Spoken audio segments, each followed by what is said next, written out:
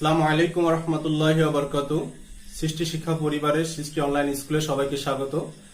আশা করি আল্লাহ পাকের রহমতে সবাই ভালো আছি, সুস্থ আছি।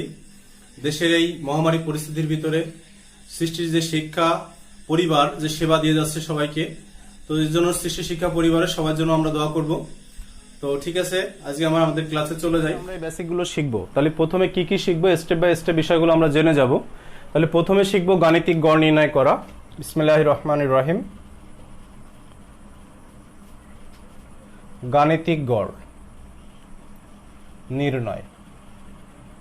গাণিতিক গড় নির্ণয় করতে গেলে কি কি লাগে, যদি এরকম একটা ছক তোমার দিয়ে দেওয়া থাকে তোমার জন্য, তাহলে গাণিতিক গড় নির্ণয় করতে গেলে সেই ছকের কোন কোন তথ্য তোমার ব্যবহার করতে হবে সেটা আমরা প্রথমে জানবো।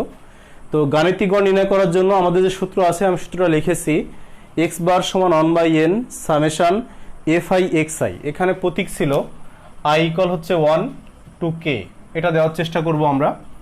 তাহলে এখানে আমাদের এই গাণিতিক গড়, একটা ছক হতে গাণিতিক গড় নির্ণয় করার জন্য আমাদের দরকার হয় চারটি কলাম। চারটি কলাম আমাদের দরকার হয় গাণিতিক গড় নির্ণয় করার জন্য, আমাদের চারটি কলাম দরকার হয়। সে কলামগুলো কি কি সেটা,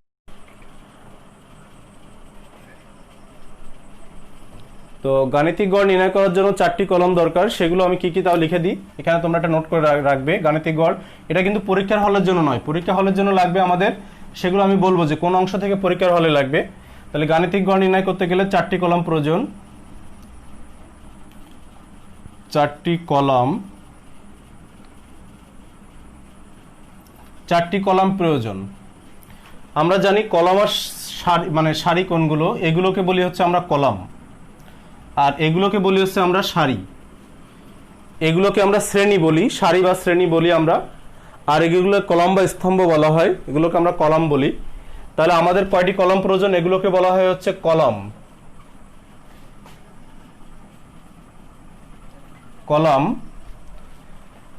আর এগুলোকে বলা হয় সারি অথবা শ্রেণী। সারি অথবা শ্রেণী বলি আমরা।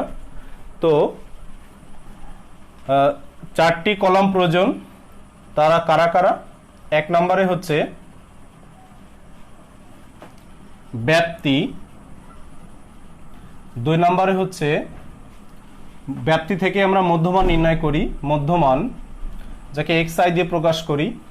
তিন নম্বরে আমরা যেটা নির্ণয় করি সেটা হচ্ছে গণসংখ্যা দেওয়া থাকে, সেটা লিখি আমরা গণসংখ্যা। এরপরে চার নম্বরে আমরা যেটা বের করি গণসংখ্যা, আমরা fi দিয়ে প্রকাশ করি। আর চার নম্বর যেটা লিখি সেটা হচ্ছে আমাদের fi আর xi এর গুণফল, এই দুজনের গুণফল fi xi। এই চারটি কলাম আমাদের দরকার হয়। তো চারটি কলাম আমরা প্রথমেই যে কাজটা করব, যে গড় নির্ণয় সারণী তৈরি করি, মানে সারণী নিম্নরূপ লিখেই আমরা যে কাজটা করব, এটা হচ্ছে এখন ছক তৈরি করব। তাহলে আমার ছকে মোট কয়টি শ্রেণী হবে সেগুলো কিন্তু এখানে দেওয়া আছে, 1 2 3 4 5 6। সারণী দেওয়া থাকলে যতগুলো ঘর তুমি দেখতে পাচ্ছ, এই ঘরগুলো হচ্ছে তোমার শ্রেণী। এই ঘরগুলো হচ্ছে তোমার শ্রেণী, যে মূলত 6 শ্রেণী হচ্ছে 1টা 2টা 3টা 4টা 5টা শ্রেণী হচ্ছে 5টা। এটা কিন্তু শ্রেণী নয়, এটা হচ্ছে তুমি এই নামগুলো লিখেছো তার পরিচয়, যে ওগুলো কারা ছিল। তোমার শ্রেণীর অন্তর্ভুক্ত হচ্ছে এই ঘর থেকে এই ঘর পর্যন্ত। তার মানে এখানে i = 1 to k লেখার অর্থ হচ্ছে এক ঘর থেকে k এর মান এখানে হচ্ছে 5 ঘর পর্যন্ত তথ্য নিয়ে তুমি ক্যালকুলেট করতেছো। তো আমরা যেখানে করতেছি শ্রেণী ব্যাপ্তি, তার মানে হচ্ছে এখন এই তথ্যগুলো হচ্ছে তোমাদের মানে জানা দরকার বা মনে রাখলে ভালো হয়, যে অনেক সময় অনেক স্টুডেন্ট যারা একটু দুর্বল শিক্ষার্থী আছে ভুলে যায়। তো গড় নির্ণয় সারণী নিম্নরূপ। গাণিতিক গড় নির্ণয়ের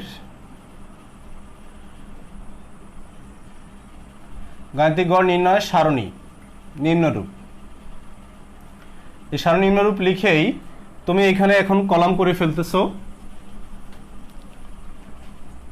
আমার মনে হয় আমি যখন কলাম করব, পাশাপাশি তোমাদের কলাম করা ভালো, একসঙ্গে তাহলে অঙ্কগুলো হয়ে যাবে। কলাম হবে কয়টা আমি আগেই বলেছি, 4টা। তাহলে 4টা কলাম আমরা করলাম এখানে, 1 2 3 4। প্রথমটা হচ্ছে শ্রেণী ব্যাপ্তি, যেটা লেখা আছে সেটা লিখবো আমরা শ্রেণী ব্যাপ্তি। শ্রেণী ব্যবধানও থাকতে পারে, এরপরে এখানে নির্ণয় করব আমরা মধ্যমান, যেটা নাম দিব আমরা xi। এরপরে আমরা নির্ণয় করব এখানে গণসংখ্যা দেওয়া আছে, সেটাকে লিখব আমরা গণসংখ্যা। এখানে শুধু গণসংখ্যা ছিল, আমরা প্রতীকটা লিখব এখানে fi। এরপরে এখানে লিখব আমরা fi xi, যদি কেউ xi fi লেখে তাও হবে, একই কথা। শ্রেণী ব্যাপ্তির এখানে আমি তোমাদেরকে বলতেছিলাম যে তোমার কতগুলো কলাম এখানে হয়েছে সেটার ব্যাখ্যা আমি এখানে দিয়েছি, আর শ্রেণী হবে কতগুলো তা এখানে দেওয়া আছে 1 2 3 4 5টা। তাহলে 1টা 2টা 3টা 4টা 5টা, এই 5টা আছে তোমার মূলত শ্রেণী। এরপরে আমরা যোগফল নির্ণয় করার জন্য একটা অতিরিক্ত শ্রেণী নির্ণয় করি যোগফল বের করার জন্য। তো সে শ্রেণীটা হচ্ছে টেম্পোরারি, আমাদের মূলত তথ্য হচ্ছে এগুলোর ভিতরেই আছে। তাহলে আমাদের শুরু হয়েছিল 35 থেকে 39, 40 থেকে 44, 45 থেকে 49, 50 থেকে 54 আর 55 থেকে 59। এরপর গণসংখ্যাগুলো দেওয়া ছিল সেগুলো লিখে ফেলি আমরা। তো এখানে 3 7 5 11 4, এই তো এখানে যে গণসংখ্যাগুলো লেখা হলো দেখতে পাচ্ছ। আর শ্রেণী মধ্যমান কি করে নির্ণয় করি আমরা সেটা সবাই জানি, যে শ্রেণী মধ্যমান নির্ণয় করার বেসিকটা হচ্ছে ব্যাপ্তিদ্বয়ের যোগফল বাই 2। ব্যাপ্তিদ্বয়ের যোগফল বাই 2, ক্যালকুলেটর, ব্যাপ্তিদ্বয়ের যোগফল বাই হচ্ছে 2। তাহলে এখানে ব্যাপ্তি আছে 35 আর 39, 35 আর 39, ব্যাপ্তিদ্বয়ের যোগফল বাই 2 দিয়ে এখানে মানটা পাওয়া যাবে। তাহলে সেই মানটা আমরা লিখবো, তার মানে এই দুটো যোগফল বাই 2। এটাকে যদি কারো বুঝতে অসুবিধা হয় তাহলে তোমরা ক্যালকুলেটরের মাধ্যমে করে নেবে। এখানে দেখো আমরা পাচ্ছি 4 আর হচ্ছে 3 আর 3 6 আর 1 7, 74 ভাগ যদি 2 দিই তাহলে আমরা পাচ্ছি 35 36 37। তাহলে 37 পাচ্ছি আমরা শ্রেণী মধ্যমান। তাহলে এখানে শ্রেণী মধ্যমান হচ্ছে 37। এরপরে আমি শিক্ষার্থীদের কিছু পরামর্শ দিই যে এভাবে না ক্যালকুলেট করে তুমি অন্য কোনভাবে করতে পারো, সেটার ব্যাখ্যাটা কি সেভাবে আমরা করতে পারি, তার সেই ব্যাখ্যাটা আমরা এখন শুনবো।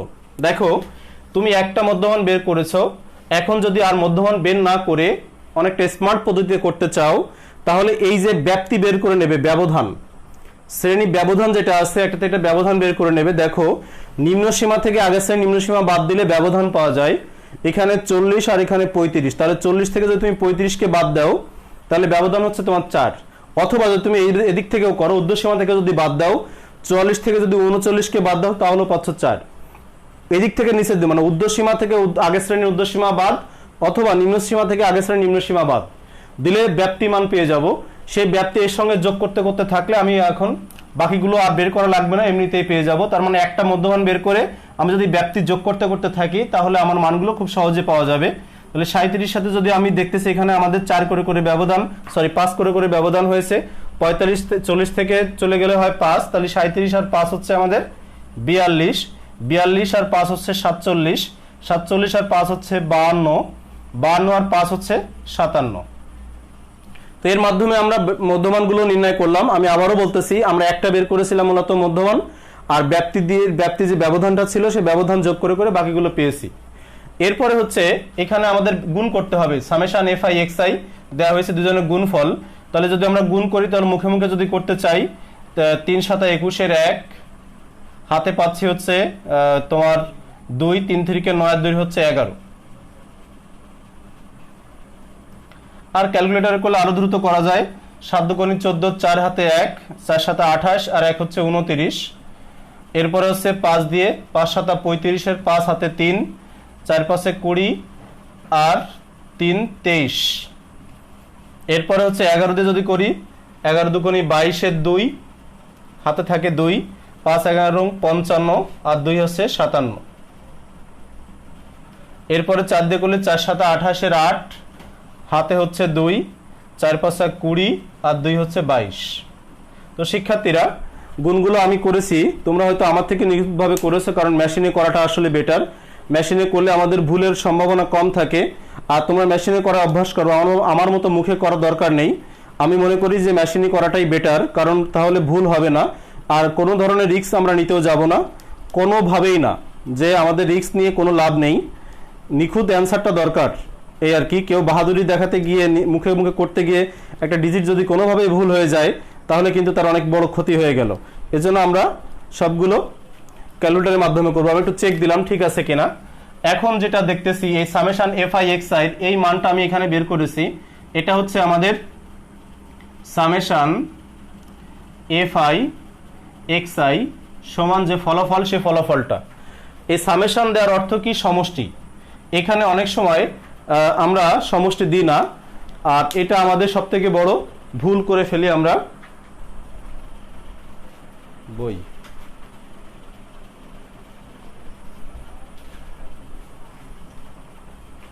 তো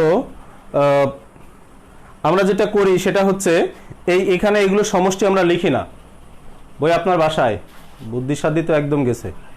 এখানে summation F I x I যেগুলো লিখেছি আমরা এগুলো সবগুলো যোগফল, তার মানে হচ্ছে আর এইগুলো যোগফল আমাদের বের করতে হবে। তাহলে এখানে আমরা লিখি মোট এন ইকুয়াল বা এন ইকুয়াল সমান লিখতে পারি আমরা।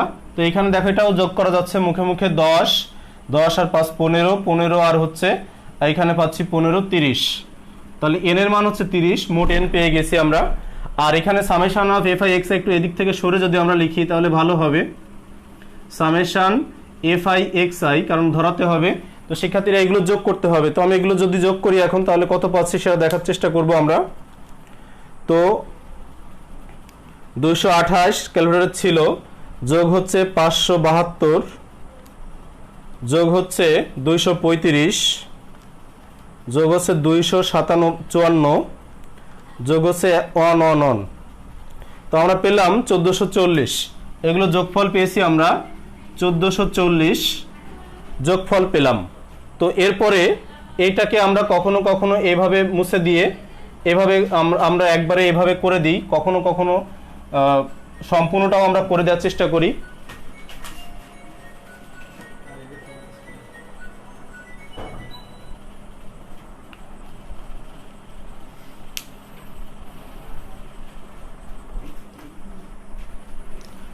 তো আমরা যে কাজটা করলাম শিক্ষার্থীরা দেখতে পাচ্ছ, শ্রেণী ব্যাপ্তি বের করেছিলাম, মধ্যমান, গণসংখ্যা, এফ আই এক্স আই। এরপর আমরা সূত্র লিখব, সূত্রতে আমরা যাব। এরপরের অংশ যেটা এটা আমাদের শেষের পথে। এরপর আমরা লিখব জানি, এর নিচের অংশে লিখব আমরা জানি দিয়ে লিখব হচ্ছে জানি গাণিতিক গড় x বার সমান 1/n summation i equal 1 two এখানে কে লিখলাম, এরপর আছে এফ আই এক্স আই। এটা কেটা লেখার চেষ্টা করবা সবসময়ের জন্য, আবারও বলতেছি। তো এরপর হচ্ছে 1/n হচ্ছে 1 বাই কত পেয়েছো তোমরা, n এর মান পেয়েছো দেখো এখানে 30, তাহলে 1/30 গুণ এইটুকের পুরোটুকের মান, এই পুরো অংশের মান পেয়েছো দেখো এখানে i ইকুয়াল 1, দেখো এখানে i ইকুয়াল হচ্ছে 1 আর কে এর মান হচ্ছে 1 2 3 4 5, কে এর মান হচ্ছে 5, তাহলে i ইকুয়াল 1 to 5 এর মান পেয়েছো তোমরা 1440 ভাগ করলে যেটা থাকে সেটাই তোমাদের ফলাফল।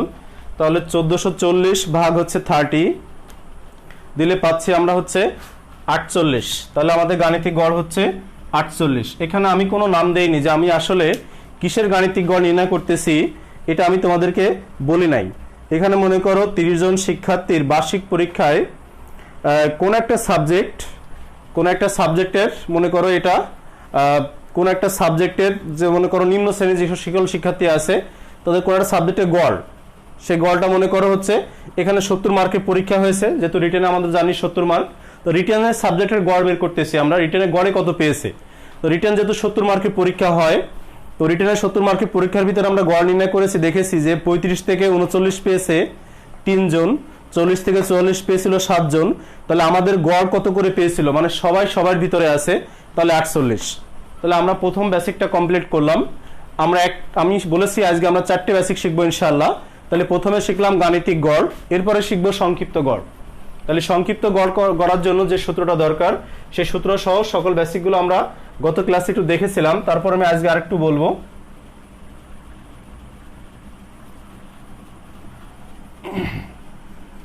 যদি সারণী দেওয়া থাকে তাহলে সংক্ষিপ্ত গড় নির্ণয় করার জন্য কতগুলো কলাম প্রয়োজন, সেই কলামগুলো কি কি সেগুলো আমরা এখন জানবো ইনশাল্লাহ। তাহলে সূত্রটা যদি আমি এখানে লিখি, 2 নম্বরের জন্য সূত্র যেটা ছিল x বার সমান a plus summation i equal 1 to k fi ui by n গুণ হচ্ছে h। এটা হচ্ছে আমাদের সংক্ষিপ্ত গড়ের সূত্র।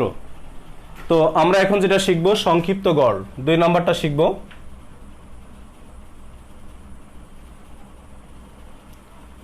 সংক্ষিপ্ত গড় নির্ণয় করতে আমাদের কতগুলো কলাম প্রয়োজন, সেই কলামগুলো আমাদের জানতে হবে যে কতগুলো কলাম প্রয়োজন। 5টি কলাম প্রয়োজন হয়। সংক্ষিপ্ত গড় নির্ণয় করতে আমাদের 5টি কলাম প্রয়োজন। তো আমরা লিখে নেব, যদি সারণী দেওয়া থাকে, শিক্ষার্থীরা খেয়াল করো, যদি সারণী দেওয়া থাকে তাহলে সংক্ষিপ্ত গড় নির্ণয় করার জন্য আমাদের 5টি কলাম প্রয়োজন। কি কি সেগুলো আমরা সব জানবো। তাহলে সংক্ষিপ্ত গড়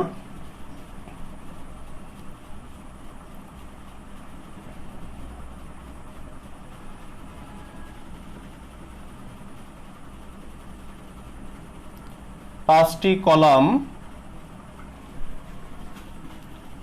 প্রয়োজন, যথা 1 নম্বরে হচ্ছে প্রয়োজন, সে কলামগুলো হচ্ছে প্রয়োজন। তারা 1 নম্বরটা হচ্ছে ব্যাপ্তি, 2 নম্বর হচ্ছে মধ্যমান, 3 নম্বরটা হচ্ছে গণসংখ্যা, 4 নম্বর হচ্ছে ধাপ বিচ্যুতি,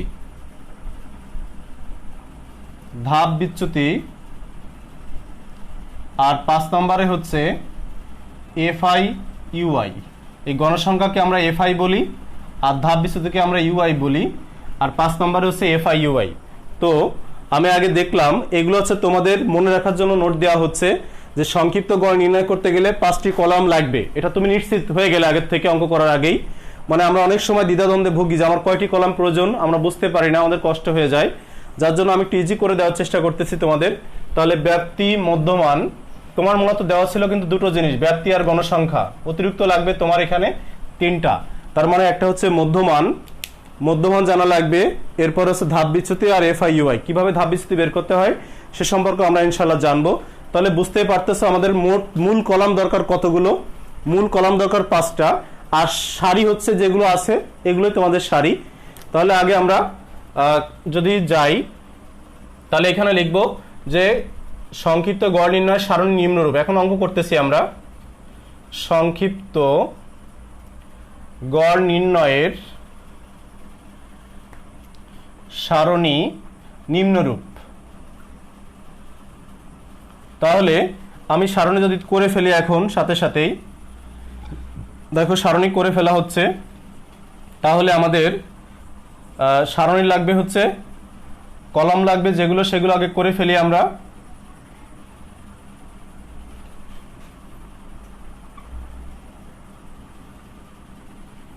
এই 1 2 3 4 5টা। প্রথম কলামে আমাদের লাগবে শ্রেণী ব্যাপ্তি। 2 নম্বর হচ্ছে আমরা এখান থেকে মধ্যমান বের করব, এটাকে আমরা বলি শ্রেণী মধ্যমান, যাকে আমরা xi বলি। তারপর হচ্ছে গণসংখ্যা, এটাও শ্রেণী গণসংখ্যা কিন্তু এটার নাম fi। এরপর হচ্ছে ধাপ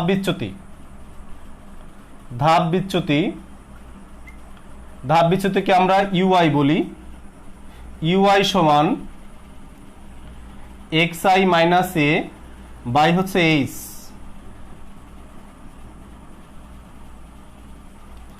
ইউআই সমান xi minus a by h, এটা ইউআই সূত্র, কিভাবে ইউআই বের করব।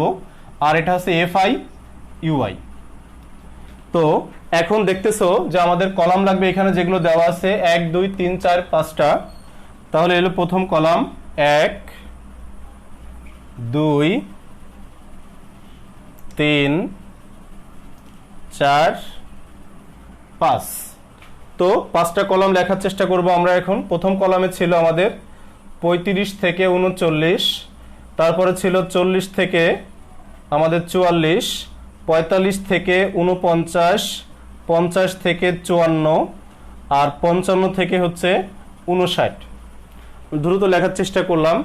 আর মধ্যমানও আমরা বের করেছিলাম কিছু সময় আগে, সেটা ছিল 37, তারপরে ছিল হচ্ছে 37 5 যোগ করেছিলাম আমরা, সেটা ছিল হচ্ছে 42, তারপরে ছিল 47, 52, তারপরে ছিল 57। এরপরে এফআই ছিল আমাদের এখানে। এফআই গুলো হচ্ছে দেওয়া আছে এখানে আমাদের 3, 7, 5, 11, 4। এরপর হচ্ছে ধাপ বিচ্যুতি বের করতে হবে। ধাপ বিচ্যুতি কিভাবে বের করব আমরা সেই বেসিকটা এখন জানবো ইনশাআল্লাহ। দেখো, এই ধাপ বিচ্যুতি বের করার আগে তোমার এ কে বের করতে হবে, খেয়াল করতে হবে ভালো করে। ধাপ বিচ্যুতি বের করার আগে এইচ তুমি জানো, কি কি জানা লাগবে ধাপ বিচ্যুতি বের করতে গেলে? ইউআই সমান xi minus a by h. তার মানে তোমার xi-টা তুমি অলরেডি জেনে গেছো, প্রত্যেক শ্রেণীর xi, এরা প্রত্যেকে এক একটা করে xi, এ একটা xi, এ একটা xi, এ একটা xi, এ একটা xi, এ একটা xi, xi গুলো তুমি জানো। এইচটাও তুমি জানো, এইচটা হচ্ছে এখানে 5। কি করে বের করেছো এইচটা 5? যে মনে করো 40 থেকে তুমি 35 বাদ দিয়েছো, পেয়েছো হচ্ছে কত? 5। এটাকে এইচ বলে। এইচ মানে হচ্ছে যে কোনো নিম্ন সীমা থেকে আগের শ্রেণীর নিম্ন সীমা বাদ দিলে পাওয়া যায় ঊর্ধ্বসীমা থেকে আগের শ্রেণীর ঊর্ধ্বসীমা। এই কর গুণা যুগ চলে গিয়েছে। এই কর গুণা যুগ ছিল হচ্ছে অনেক ছোট কালে যখন আমরা পড়াশোনা করতাম, সেই সময়ে আমরা অষ্টম শ্রেণী থেকে যখন পরিসংখ্যানের টালি গণনা করি এগ্রাম ছক, তখন সবসময় এই বেসিকটাই ফলো করব যে নিম্ন সীমা থেকে আগের শ্রেণীর নিম্ন সীমা বাদ দিব, ঊর্ধ্বসীমা থেকে আগের শ্রেণীর ঊর্ধ্বসীমা বাদ দিব। এখন আর কর গুনতে যাব না। যাই হোক, তো আমরা দুটো জিনিস জেনে গেছি, এই এটাকে জানি না, তাহলে এ বের করতে হবে। এটাকে বলা হয় অনুমিত গড় বা আনুমানিক গড়। এই এটা কোনো শিক্ষার্থী বা কোনো স্যাররা এটাকে আমরা বিভিন্নভাবে শেখানোর চেষ্টা করি। তো সেটা কিভাবে শিখি? কোনো স্যাররা বলে যে তোমার এখানে গণসংখ্যা টোটাল আছে কত? 30, মোট আছে 30। তাহলে তোমার যে মোট গণসংখ্যা এখানে আছে তার মাঝখানে মানটা কোন বরাবর তুমি পাচ্ছ? তাহলে 7 আর 3 10, 10 আর 5 দেখো 15, ঠিক এই মাঝখানে বরাবর পাচ্ছি। এটাকে তুমি এ ধরে নিতে পারো, এই শ্রেণীর মধ্যমানকে এ ধরে নিতে পারো। আবার কোনো স্যার বলে যে না, আমি এরকম হিসাব করব না, আমি আমার ইচ্ছা মতো, যেমন এখানে কলাম আছে 1 2 3 4 5টা, যদিও এখানে বেজোড় কলাম আছে, আমি মাঝখানে কলামের মধ্যমানটাকে আমি এ ধরে নিব। এই এ ধরার ক্ষেত্রে বইতে লেখা আছে যে তুমি অনুমান করে কোন একটা মাঝামাঝি বরাবর, মাঝামাঝি মানে গণসংখ্যার যে মানটা, টোটাল গণসংখ্যার যে মানটা ছিল, টোটাল গণসংখ্যা ছিল, আমি যদি একটু লিখি এখানে, আমাদের মোট গণসংখ্যা ছিল 30। তাহলে গণসংখ্যার মাঝখানে মানটি যেখানে গিয়ে পড়ে, তো এটা আমি লিগ্যাল ভাবে শেখানোর চেষ্টা করি। তোমরা এটাকে ফলো করবা, আমি এখন যেটা শেখাবো তোমরা এটাই ফলো করার চেষ্টা করবা যে আমাদের এখানে এর মানটা আমরা কি করে নির্ণয় করব, এই আনুমানিক গড়কে কিভাবে নির্ণয় করব। আনুমানিক গড় অথবা অনুমিত গড় বলি আমরা এটাকে। অনুমিত গড় দুটোই বলা হয়, আনুমানিক গড়ও বলি আমরা, অনুমিত গড়ও বলি। অনুমিত মানে অনুমান করে ধরে নেওয়া, অনুমিত গড়, আনুমানিক গড় মানে তুমি তোমার একটা অনুমান করে ধরে নিয়েছো একটা গড়। যাই হোক, যেটা বলতেছিলাম আমি এখানে, সেটা হচ্ছে টোটাল গণসংখ্যাকে তোমরা ভাগ দিবা 2 দিয়ে, 2 দিলে ভাগ দিয়ে পাচ্ছ 15। এই 15তম মানটি, এখন বলতে পারো স্যার আপনারা তো আপনি মিলাই করছেন এই জন্য আপনারটা মিলে যাচ্ছে, কিন্তু আমাদেরটা না মিলতে পারে। হ্যাঁ, তোমাদের মনে করো 15 না, তোমাদের হয়েছে সাপোজ মনে করো 14.5, যদি কখনো এরকম চলে আসে, ভাগ করলে দশমিক আসতেই পারে, অস্বাভাবিক কিছুই নাই। যদি কখনো এরকম মান চলে আসে, তখন তুমি ওই মানটি কোন ঘরে গিয়ে পাচ্ছ, তুমি এদিক থেকে গণসংখ্যাগুলো যোগ করতে করতে যাবে, তুমি ঠিক এই 15তম মানটা বা 14.5তম মানটি যে ঘরে গিয়ে পাবে, সে ঘরে যদি তার থেকে অধিক মানও থাকে তাহলেও সমস্যা নেই, তুমি কাকে খুঁজতেছো। ওরকম সার্চ দেওয়ার মতন যে এখানে অনেক লোক দাঁড়িয়ে আছে, আমি একজনকে খুঁজতে এসেছি। কাকে আমি খুঁজতেছি? মনে করো আমি রহিমকে খুঁজতেছি, তবে ওই লোকগুলোর ভিতরে রহিম আছে কিনা, যদি রহিম থাকে তাহলে আমি বলবো রহিম ওই দলের ভিতরে অবস্থান করতেছে। বিষয়টা অনেকটা এরকম, যেখানে ওই মানটি তুমি খুঁজে পাবে সেখানে হয়তো তুমি খুঁজতেছো 15, এখানে না করুক আল্লাহ না করুক, মনে করো আমি তোমাদেরকে বোঝানোর জন্য এখানে দিলাম, সাপোজ আমি দিলাম মনে করো আর একটা 7 দিলাম। যদি আমি আর একটা 7 দিই তাহলে মোট গণসংখ্যা কিন্তু আমার এখন বেড়ে গিয়েছে, তাহলে মোট গণসংখ্যা আমার অলরেডি 2 বেড়ে গেল, তাহলে হলো 32। এখন দিলাম আছে ভাগ 2, ভাগ 2 দিলে দেখো 32 ভাগ 2 দিলে আছে 16, তাহলে 16তম মানটা এখন কোথায় আছে? তাহলে এদিক থেকে আমি এই গণসংখ্যাগুলো যোগ করতে করতে আসবো। দেখো 3 7 আর 3 10, 10 আর 7 17 হয়ে গেছে, 17 হয়ে গিয়েছে। কিন্তু তুমি কত খুঁজতেছো? তুমি খুঁজতেছো 16কে। তুমি 16কে কোথায় গিয়ে পাচ্ছ সেটাই তোমার মূল সার্চ দিচ্ছ তুমি। তো 16কে তুমি পেয়েছো এই ঘরে গিয়ে, এই ঘরটার যে মধ্যমানটা থাকবে ওটাকে আমরা বলবো মধ্যমান। এটা হচ্ছে নিখুঁত সিস্টেম, এই সিস্টেমে কখনো ভুল হয় না এবং উত্তর সব থেকে নিখুঁত আসে এই ওয়েতে। যদি এই পদ্ধতি কেউ ফলো করে এর মানটাকে বের করো তাহলে তোমার খাতার যে উত্তরটা আসবে এই উত্তরটা সব থেকে গ্রহণযোগ্যতা থাকবে বেশি।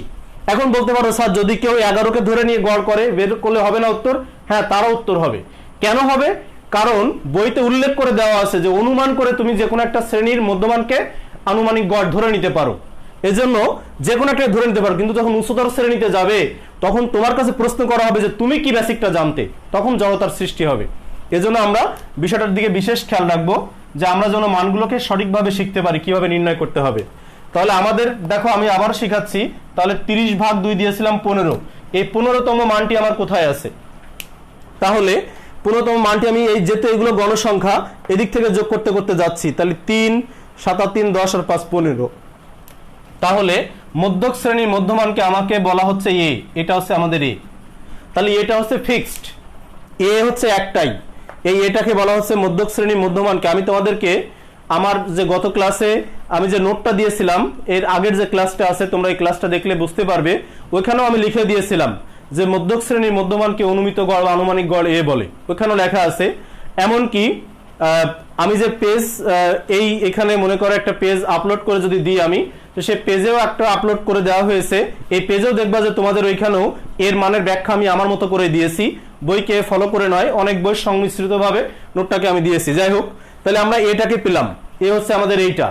তাহলে এ হচ্ছে মধ্যক শ্রেণীর মধ্যমান যেটা, তাহলে মধ্যক শ্রেণীর মধ্যমানকে আমি এ দিয়েছি।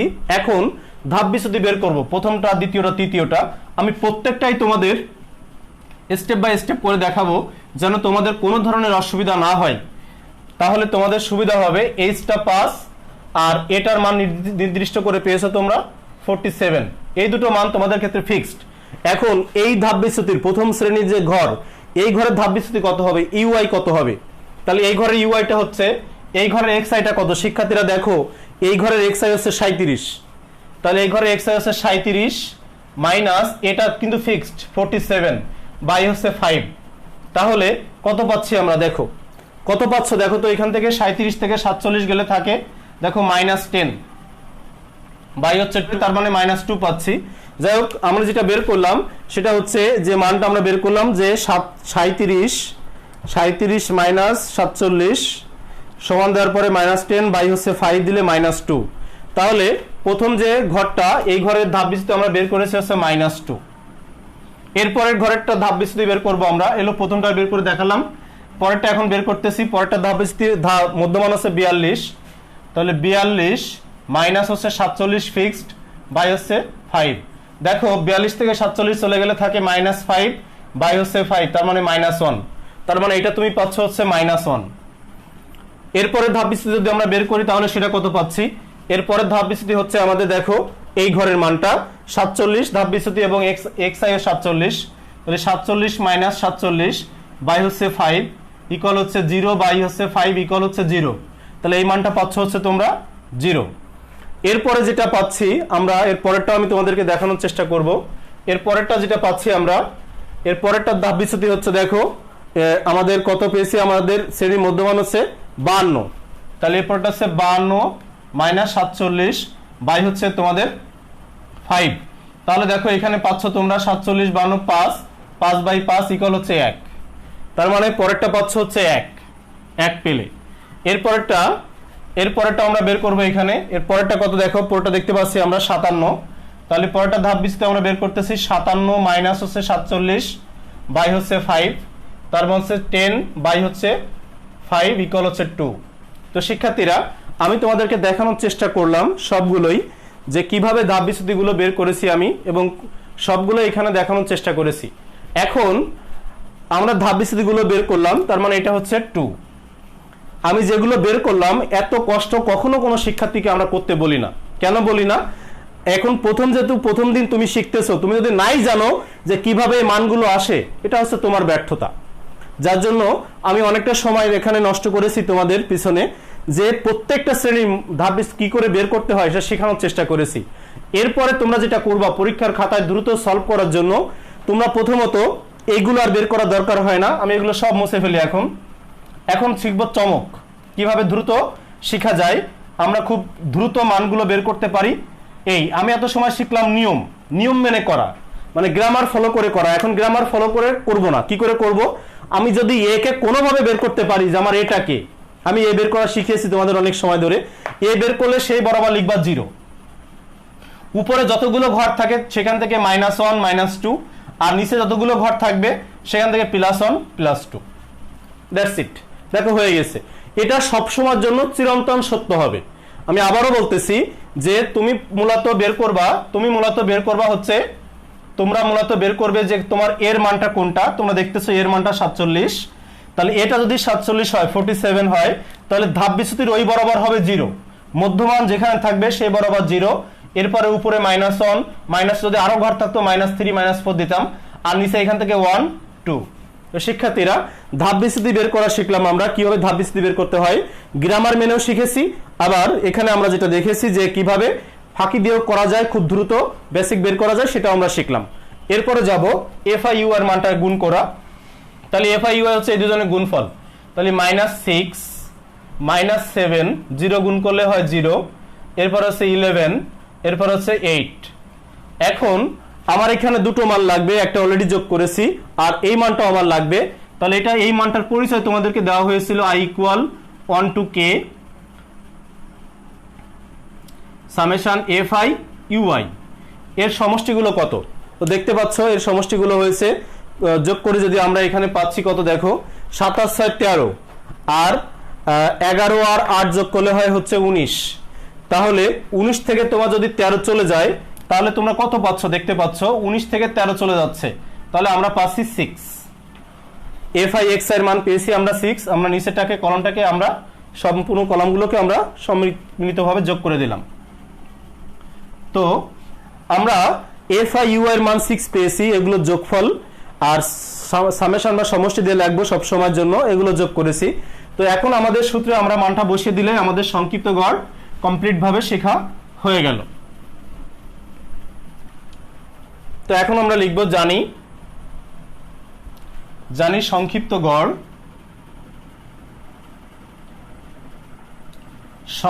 গড় x বার সমান a প্লাস নিচে n উপরে I21 k, এখানে আছে FIUI গুণ হচ্ছে এইচটা মূলত উপরেই আছে। মান বসিয়ে দাও, এর মান হচ্ছে 47, এখানে এর মান নির্দিষ্ট করা। এটা তোমরা বইতেও তোমরা এরকম গোল করে দিতে পারো, খাতাতে গোল করে দিয়ে দেওয়া যাবে, সমস্যা না, কারণ এর মান তো তোমার লাগবে, তুমি না দিলে বুঝবে কিভাবে, এটা দিতে পারো তোমরা।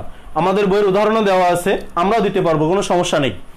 a প্লাস, এরপর হচ্ছে এইটুকির মান তোমরা জেনেছিলে, এই যে I = 1 to, এখানে k হবে না, সরি, এখানে হবে 5, I = 1 to 5, FIU এর মান পেয়েছো 6, তাহলে এখানে পেয়েছো 6, আর নিচে n এর মান পেয়েছো তোমরা 30, n এর মান পেয়েছো 30, আর গুণ h, যেহেতু গুণের মান সবসময় উপরেই থাকে, তো এখানে একবারে গুণ দিয়ে দিতে পারো, h এর মান হচ্ছে 5 ছিল, এই আর কি। তো এখানে দেখো আমি দুটো মান বের করে দেখাইনি, সরি একটা মান বের করে দেখাইনি, এইচটা কি করে পেলাম তোমরা লিখে দিতে পারো। এখানে এইচ হচ্ছে যে কোনো শ্রেণীর, এই হচ্ছে ধাপ বিচ্যুতির ব্যবধান, তাও সরি শ্রেণী ব্যবধানের মান, শ্রেণী ব্যবধানের মান এটা দিতে পারো, অথবা এখানে নোট দিতে পারো যে কোনো একটা শ্রেণী দেখিয়ে যে 40 মাইনাস দিয়ে দিলে হচ্ছে 35 ইকুয়াল হচ্ছে 5, এটা দেখাতে পারো। যদি কেউ না দেখায় শুধু h = 5 লেখে তাও হবে, এই আর কি। যাই হোক আমরা সবগুলো মান দেখানোর চেষ্টা করলাম। আমি এখন গুরুত্বপূর্ণ একটা মেসেজ দিব তোমাদের, মেসেজটা হচ্ছে এইটাই হচ্ছে আমাদের মূল অ্যান্সার। এখানে হচ্ছে সেই বিচ্যুতি মানটা আমরা পাবো, বিচ্যুতি মানটা আবার সে কেমন দেখবা, যে যখন হাড়ি ভাঙা যে খেলা আছে, একটা হাড়ি ভাঙা প্রতিযোগিতা, তো হাড়ি ভাঙা প্রতিযোগিতায় দেখবা যে আমাদের চোখ বেঁধে হাতে একটা লাঠি দিয়ে একটা হাড়ি রাখা হয়, ওটাকে তোমাকে কয়েক পাক দিয়ে ছেড়ে দিয়ে বলা হয় যে হাড়িটা তুমি ভেঙে দাও। তো ওই অনেকে কাছাকাছি গিয়ে কেউ ভেঙেও ফেলে, আবার কেউ কি করে কাছাকাছি গিয়ে রাখে। তো তিনজনকে যদি নির্বাচন করতে হয়, একজন হাড়ি ভেঙেছে আর দুজন ভাঙতে পারেনি, আমাদের যে কাছাকাছি যারা ছিল ওরাও আমাদের উত্তর হয়। ওই কাছাকাছি মানটা হচ্ছে, এটাকে আমরা নিয়েছিলাম আনুমানিক গড়, অনুমান করে, আর এই অনুমানের গড়টা মানটাকে আমরা নিখুঁত করার জন্য বিচ্যুতি বের করতেছি, বিচ্যুতি মানে হচ্ছে কতটুকু আমাদের ভুল ত্রুটি হয়েছে, আমরা যে মানটাকে সিলেক্ট করেছিলাম যদি কোনো ভুল ত্রুটি হয়ে থাকে তাহলে বিচ্যুতি থেকে সেটা বাদ যাবে, আর যদি কম পড়ে যায় তাহলে বিচ্যুতি সেটা যোগ হয়ে যাবে। খেয়াল করো ভালো করে, আমি যা বললাম বিচ্যুতির মানটা হচ্ছে এইটুক, মূলত এইটুক হচ্ছে সে বিচ্যুতির মান। এই বিচ্যুতির মান দিয়ে এই অংশ দিয়ে আমরা যেটা বুঝি যে এই যে গড়টাকে আমি ধরে নিয়েছিলাম, আমার সেই গড়টা যদি কোনো বেশি মান নেওয়া হয়ে থাকে তাহলে এখান থেকে বাদ যাবে, যদি কম মান নেওয়া হয়ে থাকে তাহলে এখানে যোগ হবে। দেখো আমাদের কম হয়ে গিয়েছিল, যোগ হয়েছে, তাহলে যোগ হয়ে কত দাঁড়াচ্ছে সেটাও আমরা এখন করার চেষ্টা করব যে আমাদের কত আসতেছে আসলে ফলাফল এক্ষেত্রে। তো দেখো 5 ছক 30, শিক্ষার্থীরা 5 ছক 30 ভাগ হচ্ছে 30, তাহলে কাটাকাটি করে আমরা পাচ্ছি 47 যোগ 1 ইকুয়াল হচ্ছে আমরা ফলাফল পেলাম 48।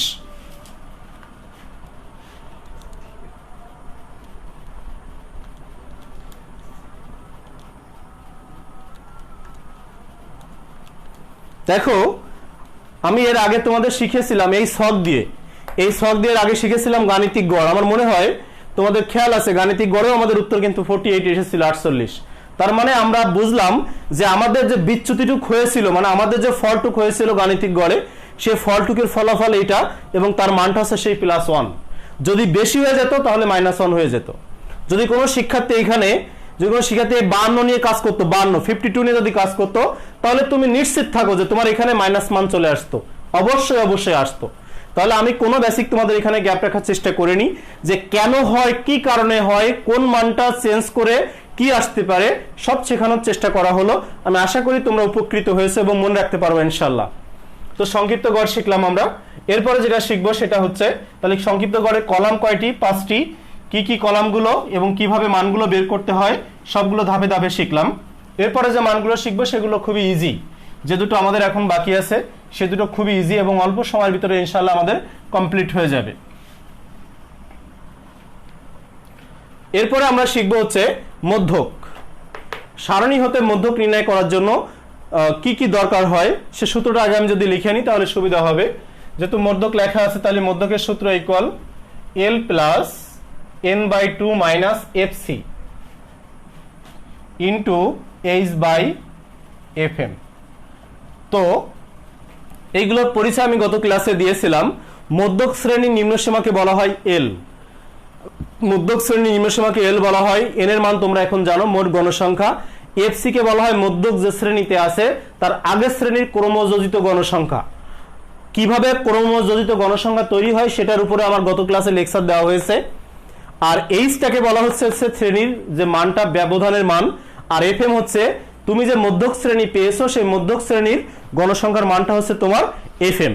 তাহলে আমরা সবগুলো পরিচয় সম্পর্কে জানলাম। তো জানার পরে আমরা এখন এটার সমাধান করার চেষ্টা করবো ইনশাআল্লাহ। তাহলে মধ্যক নির্ণয় করতে গেলে কতটি কলাম দরকার সেটা আমাদের এখন জানতে হবে, যে মধ্যক নির্ণয়ের জন্য আমাদের কতগুলো কলাম দরকার হয় সেটা আমরা এখন জানবো। তো শিক্ষার্থীরা মধ্যক নির্ণয়ের জন্য মাত্র 3টি কলাম প্রয়োজন। মধ্যক নির্ণয়ের জন্য মাত্র 3টি কলাম প্রয়োজন, বেশি না, মাত্র 3টি। তোমরা দেখতেছো তোমাদের অলরেডি 2টো কলাম প্রেজেন্ট আছে, তার মানে একটি কলাম নতুন করে জানা লাগবে। সেই কলামটা হচ্ছে তোমার ক্রমযোজিত গণসংখ্যার কলামটা। দেখো এখানে xi নেই, শুধু FC আসছে। FCটা হচ্ছে ক্রমযোজিত গণসংখ্যা। তাহলে এখন আমরা আমাদের অঙ্কের দিকে যাই।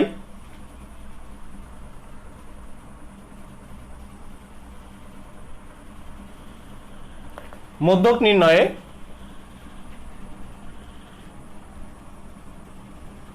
তিনটি কলাম প্রয়োজন, 3টি কলাম প্রয়োজন।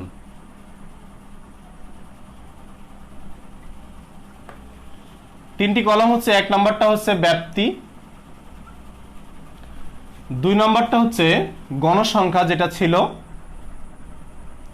আর 3 নম্বর যেটা লাগতেছে আমাদের সেটা হচ্ছে ক্রমযোজিত গণসংখ্যা। ক্রমযোজিত গণসংখ্যা। শিক্ষার্থীরা আমি আরেকটা মেসেজ তোমাদেরকে দিই, এই গণসংখ্যার আরেকটা নাম আছে ঘটন সংখ্যা। গণসংখ্যার আরেকটি নাম আছে ঘটন সংখ্যা। ঘটকালির সংখ্যা, ঘটন সংখ্যা। ঘটনা ঘটার পরে যে সংখ্যাগুলো তুমি পেয়েছো, তার মানে 35 থেকে 39 ভিতরে কয়টি সংখ্যা এই ঘটনা ঘটিয়েছে, কয়জন? 3। এর নাম হচ্ছে ঘটন সংখ্যা। গণসংখ্যাকে আমরা ঘটন সংখ্যা বলি। আর ক্রমযোজিত গণসংখ্যাকে শুধু যোজিত বলা হয়। যোজিত শব্দের অর্থ হচ্ছে যোগ করা, ক্রমযোজিত বলতে বোঝানো হয় ক্রম আকারে পরপর যোগ করা। এজন্য তাহলে কি কি দরকার আমাদের? দরকার হচ্ছে ব্যাপ্তি গণসংখ্যা, ক্রমযোজিত গণসংখ্যা। ব্যাপ্তি গণসংখ্যা, ক্রমযোজিত গণসংখ্যা। তাহলে আমরা এখন ধাপে যাই, মাত্র 3টি কলাম প্রয়োজন যেহেতু আমাদের। তাহলে মধ্যক নির্ণয় সারণী নিম্নরূপ। মধ্যক নির্ণয়ের সারণী নিম্নরূপ। তাহলে আমরা এখন কলামের দিকে চলে যাচ্ছি। 3টি কলাম যেহেতু লাগবে, 1 2 3।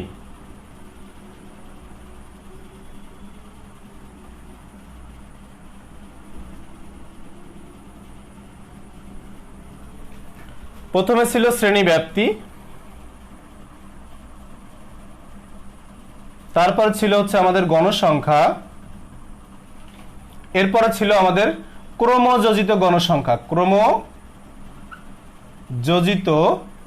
গণসংখ্যা। ব্যাপ্তিতে দেখো ছিল আমাদের 35 থেকে 39, 40 থেকে 44,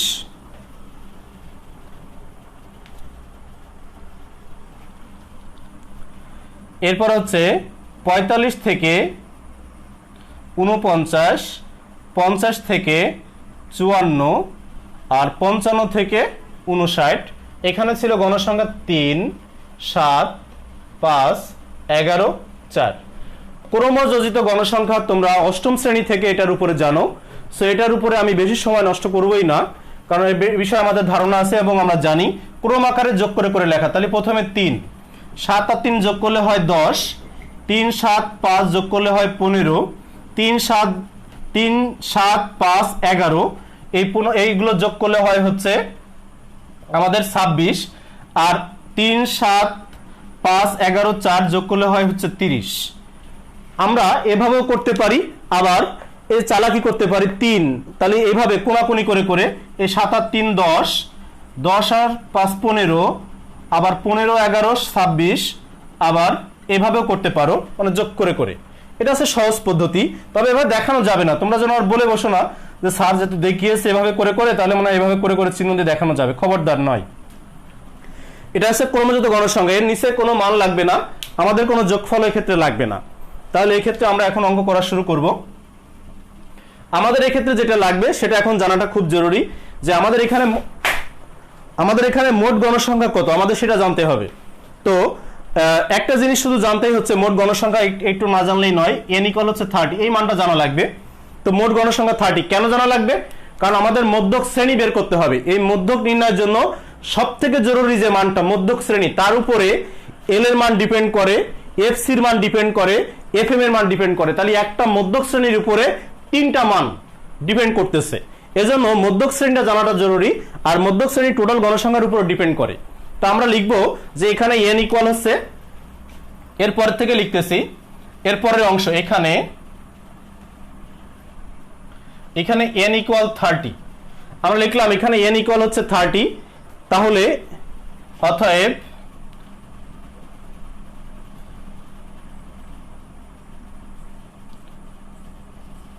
মধ্যক শ্রেণী সমান n/2 তম পদের শ্রেণী। তাহলে n/2 মানে কত? 30/2 বা 15তম পদের শ্রেণী। শিক্ষার্থীরা মধ্যক শ্রেণী পেয়ে গেছি, 15তম পদের শ্রেণী। তার মানে 30/2 দেওয়ার কারণে 15তম পদ যেখানে এসে পাবো সেই শ্রেণী। আমরা লিখব যে অতএব দেখো 15তম পদ 10 5 15, অতএব 45 থেকে 49 শ্রেণী হচ্ছে মধ্যক শ্রেণী।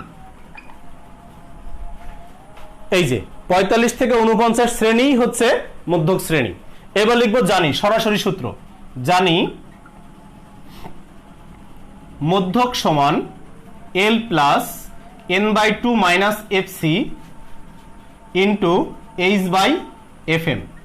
এখানে একটা দাগ দিবা ফিজিক্সের মতন, ফিজিক্সের অঙ্কে আমরা মান লিখি যেভাবে, এখানে দিয়ে মানগুলো লিখবো আমরা, যে সেই মানগুলো কি কি, এই আর কি।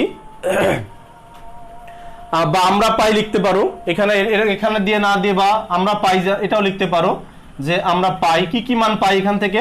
প্রথমত এল, এল হচ্ছে মধ্যক শ্রেণীর নিম্নসীমা। এল এর পরিচয় আমি তোমাদের গত ক্লাসে দিয়েছিলাম, এলটা হচ্ছে মধ্যক শ্রেণীর নিম্নসীমা। তাহলে এল ইকুয়াল কত? দেখো মধ্যক শ্রেণী হচ্ছে এটা, এটাকে আমি চিহ্নিত করে রাখলাম যে এটা হচ্ছে আমাদের মধ্যক শ্রেণী, এটা হচ্ছে মধ্যক শ্রেণী পেলাম। তাহলে মধ্যক শ্রেণীর নিম্নসীমা হচ্ছে আমাদের কত? এল। এল হচ্ছে এল, মধ্যক শ্রেণীর নিম্নসীমাকে আমরা এল বলি। তাহলে এল হচ্ছে 45, তাহলে 45 পেলাম হচ্ছে এল। এরপরে যেটা লাগবে আমাদের n/2, n/2 এর মান তোমরা পেয়েছো 15, n/2 ইকুয়াল পেয়েছো 15, সেটাও জেনে গেছো। এফসি, এফসির ব্যাখ্যা শুনি আবার, যে শ্রেণীতে মধ্যক শ্রেণী যেটা তার আগের শ্রেণীর ক্রমযোজিত গণসংখ্যা, এটাকে আমরা বলতেছি এফসি। এই মানটা হচ্ছে আমাদের এফসি। এফসি হচ্ছে এটা, এখানে এফসি না দেওয়ার চেষ্টা করবা, যে যেহেতু গোল করে দিয়েছি আমি। তাহলে এফসি কত আমাদের? এফসি আমরা পাচ্ছি হচ্ছে 10। আমাদের এফসি মানে F suffix C, suffix prefix, suffix নিচে লেখা হয়, প্রিফিক্স উপরে লেখা হয়। তাই এটাকে আমরা পড়ি এফ সাফিক্স সি, সি মানে সাফিক্স নিচে, নিচের মানকে সাফিক্স বলা হয়। তাহলে এফসি পেলাম 10। এরপরে যেটা খুঁজতেছি আমরা, এইচ কত আমাদের? তাহলে এইচ আমরা এখানে জানি, এইচ বের করে নিতে পারো। ঊর্ধ্বসীমা থেকে আগের শ্রেণীর ঊর্ধ্বসীমা বাদ, নিম্নসীমা থেকে নিম্নসীমা বাদ, তাহলে 40 - 35 = 5। এরপরে তোমরা যেটা খুঁজতেছো বাকি আছে তোমাদের এফএম। এফএম বলা হয় মধ্যক শ্রেণীর গণসংখ্যাকে। শিক্ষার্থী দেখো, মধ্যক শ্রেণীর যে গণসংখ্যাটা ছিল এটা ছিল আমাদের মধ্যক শ্রেণী, এইটা। তাহলে মধ্যক শ্রেণীর গণসংখ্যা এটা হচ্ছে আমাদের এফএম। এটা কিন্তু তোমরা দেওয়ার চেষ্টা করো না, আমি তোমাদের বোঝানোর জন্য দিচ্ছি। তাহলে মধ্যক শ্রেণীর গণসংখ্যাকে এফএম বলে। তাহলে এফএম পেলাম হচ্ছে আমাদের, দেখো এই মধ্যক শ্রেণীর গণসংখ্যা অনলি 5, তাহলে আমাদের এফএমটা হচ্ছে 5। এফএম পেলাম আমরা 5, তাহলে আমাদের এফএমটা আমরা পেয়ে গেছি, সেটা হচ্ছে এফএম ইকুয়াল হচ্ছে 5। ওকে, তো আমরা এখন এই মানগুলোকে এখানে শুধু বসাবো, এরপর ক্যালকুলেশন করব। এখন আর স্যারকে লাগবে না, আমার মনে হয় যে কোনো শিক্ষার্থী এখন পারবো। তাহলে 45 প্লাস n/2 হচ্ছে তোমার 15 মাইনাস এফসি হচ্ছে তোমাদের 10, এইচ এর মান পেয়েছো 5, এফএম এর মান পেয়েছো 5। ওকে, দেখো এখানে যে ঘটনাগুলো ঘটেছে সবগুলো দেখতে পাচ্ছ। কি কি হয়েছে এখানে? 15 থেকে এখানে 10 বাদ যাচ্ছে, যে 15 হচ্ছে ছিল n/2 এর মান, তার থেকে 10 বাদ যাচ্ছে, আর এইচ এর মানও 5, এফএম এর মানও তোমাদের এক্ষেত্রে 5। তাহলে কি দাঁড়াচ্ছে পুরস্কারকের মানটা, তো ওই মধ্যকের মানটা? তাহলে 45 প্লাস 15 থেকে যদি চলে যায় 10, তাহলে থাকে 5, আর কেটে গেলে তো 1 থাকে। তাহলে ফলাফল পেলাম আমরা হচ্ছে 50। 50 পেয়েছি আমরা। এটা কিন্তু গড় নয়, এটা হচ্ছে মধ্যক মান, মানে মাঝখানের মানটা কততম মান হতে যাচ্ছে সেই মানটা হচ্ছে আমাদের গড় মার্কস। গড় মার্কস মানে কি?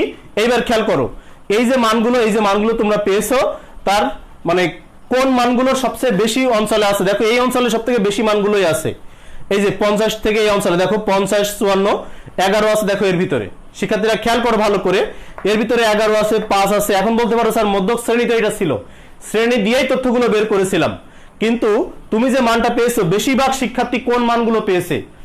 এই জন্য আমরা বলি কেন্দ্রীয় প্রবণতা। অষ্টম শ্রেণী থেকে একটা সংজ্ঞা ছিল, উপাত্তের মান কেন্দ্রের দিকে পুঞ্জীভূত হওয়ার প্রবণতাকে কেন্দ্রীয় প্রবণতা বলে। কেন্দ্রীয় প্রবণতার পরিমাপ 3টি: গাণিতিক গড়, মধ্যক, প্রচুরক। এই মানগুলো সবসময় কাছাকাছি হয়। যেমন আমাদের গাণিতিক গড় হয়েছিল আমাদের 48, দেখো মধ্যক হয়েছে আমাদের এখানে কত হয়েছে? মধ্যক 50। দেখো খুব কাছাকাছি দুটো মান, 48, 50 কিন্তু খুব দূরবর্তী কোনো মান নয়, খুব কাছাকাছি মান। তাহলে আমাদের মনে রাখতে হবে যে কেন্দ্রীয় প্রবণতার সংজ্ঞায় কেন বলা হয়েছিল, এবং এরপরে এখানে আরো মনে রাখতে হবে যে ওই তিনটার ভিতরে কার গ্রহণযোগ্যতা সব থেকে বেশি, এটাও মনে রাখতে হবে। তিনটার ভিতরে সব থেকে বেশি গ্রহণযোগ্যতা আছে মধ্যকের, সব থেকে বেশি। গাণিতিক গড়, প্রচুরক এবং মধ্যকের ভিতরে সব থেকে বেশি মধ্যকের গ্রহণযোগ্যতা বেশি, এটা আমাদের জানা উচিত। যে তিনটা মান আমাদের আছে, তিনটা মানের ভিতরে কার মানটা সব থেকে বেশি গ্রহণযোগ্য। এই তিনটা মানের ভিতরে মধ্যকের মানটা সব থেকে বেশি গ্রহণযোগ্য। প্রচুরক নির্ণয়।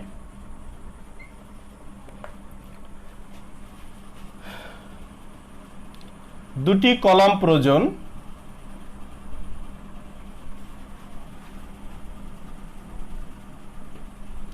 এক নম্বরটা হচ্ছে তোমার যেটা দেওয়া আছে শ্রেণী ব্যাপ্তি বা ব্যাপ্তি বা সীমা ব্যাপ্তি, আর 2 নম্বরটা হচ্ছে গণসংখ্যা। এই দুটো হলেই যথেষ্ট, আর কিছুই লাগে না।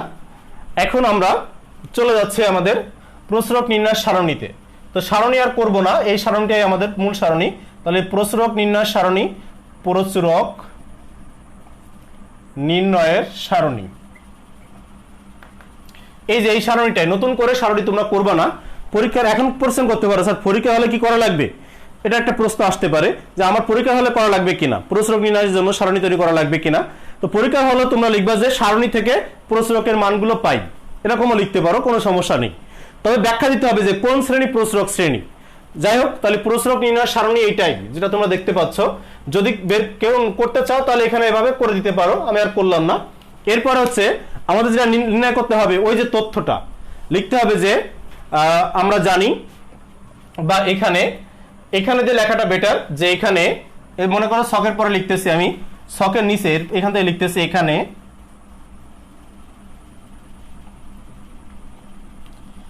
সব থেকে বেশি গণসংখ্যা 11, গণসংখ্যা 11 যা 50 থেকে 54 শ্রেণীতে অবস্থিত। অতএব 50 থেকে 54 শ্রেণী প্রচুরক শ্রেণী। এই শ্রেণীটাই হচ্ছে আমাদের প্রচুরক শ্রেণী। এইবার অঙ্ক শুরু। এবার লিখবো আমরা জানি, সূত্র লিখবো আমরা জানি L প্লাস F1, নিচে আছে F1 প্লাস F2 গুণ হচ্ছে H। এবার হচ্ছে আমরা জানি, আমরা পাই কি পাই, আমরা এখান থেকে আমরা পাই, বা সেই মানগুলো আমরা এখন লিখবো যে আমরা পাই L কি জিনিস, প্রসরক শ্রেণী নিম্ন সীমা। আমি সে প্রসরকই লিখি নাই, জানি প্রসরক সমান। তো শিক্ষার্থীরা দেখো, এখানে সব থেকে বেশি গণসংখ্যা হচ্ছে 11, তাহলে 11 শ্রেণীর নিম্ন সীমা হচ্ছে এইটা L, এটা হচ্ছে সেই L। তাহলে মধ্যকের L আর প্রসরকের L কিন্তু আলাদা, খবরদার আমরা যেন এক না করে ফেলি। তাহলে L হচ্ছে আমাদের এখানে 50। এরপর আছে F1 হচ্ছে মধ্যক শ্রেণীর গণসংখ্যা বিয়োগ পূর্বের শ্রেণীর গণসংখ্যা। তাহলে F1টা এভাবে বের করে দেখাতে হবে, F1 সমান 11 মাইনাস 5 সমান হচ্ছে 6। মধ্যক শ্রেণীর গণসংখ্যা বিয়োগ পূর্বের শ্রেণীর গণসংখ্যা, গত ক্লাসে নোট দেওয়ার সময় লিখে দিয়েছিলাম। মধ্যক শ্রেণীর গণসংখ্যা বিয়োগ পূর্বের শ্রেণীর গণসংখ্যা, এখানে পেলাম হচ্ছে 6।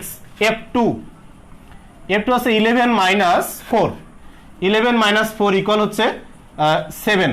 অনেক সময় তোমাদের এরকমও হতে পারে যে তোমরা 11টা এইখানে পেয়েছো মনে করো, এরপরে আর কোনো ঘর নেই, তখন 11 মাইনাস 0 দেবো। আমি আবারও বলতেছি, যদি 4 এখানে 11টা থাকতো তাহলে কিভাবে আমরা করতাম, তখন এই বাদ দেবো কি করে, এরকম চিন্তা অনেকেই আমরা করি। তো সহজ কথা হচ্ছে যে এরপরে যদি কোনো ঘর না থাকে তাহলে তুমি 0 বাদ দেবে, তবে নিয়ম তোমাকে ফলো করতে হবে, এই আর কি। তাহলে L পেলাম, F1 F2 পেলাম, H-টা আমরা জানি, যে কোনো একটা মান লিখে দিলেই হলো। H হচ্ছে তোমার, আমাদের এখানে ছিল হচ্ছে 40 মাইনাস হচ্ছে 35 ইকুয়াল হচ্ছে 5। তো শিক্ষার্থীরা আমরা সবগুলো মান পেয়ে গিয়েছি, বসিয়ে দিলে আমাদের উত্তর। তাহলে 50 প্লাস F1 পেয়েছি আমরা কত, F1 পেয়েছি হচ্ছে আমরা 6, আর F1 প্লাস F2, তাহলে 6 প্লাস হচ্ছে 7, আর গুণটা এই পারে উপরেই দিয়ে দাও, সরাসরি গুণের মান উপরেই থাকে 5। তাহলে আমরা যেটা পেলাম 530 আর 7 আর 6 যোগ করলে হয় 13। তাহলে কত পাচ্ছ এখান থেকে দেখো, 50 প্লাস 30 ভাগ 13, তাহলে 30 ভাগ 13 দিলে কত পাচ্ছি আমরা, 30 ভাগ হচ্ছে 13, 2.3000 এরকম সামথিং, 2.30 তাহলে 30 কে দিয়ে দিলাম 31, 2.31। তার মানে হচ্ছে 50 আর 2 52 যদি যোগ করি তাহলে 52.38। এটা প্রায় লিখবো আমরা অবশ্যই, প্রায়, কারণ এর শেষ নেই মানটার। ওকে শিক্ষার্থীরা, আমরা যেটা পেলাম সেটা হচ্ছে আমাদের প্রসূরক নির্ণয় করলাম। প্রসূরক হলো 52.31।